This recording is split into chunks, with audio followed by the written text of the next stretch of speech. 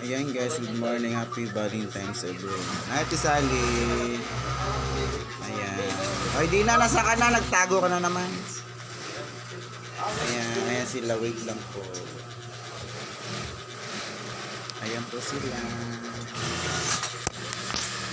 Ate Angie. Ito na.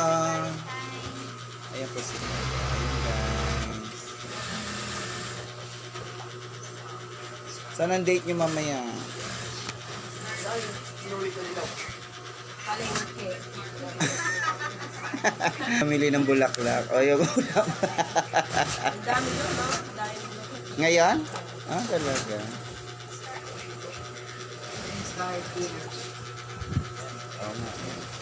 Puno, dami na nilili.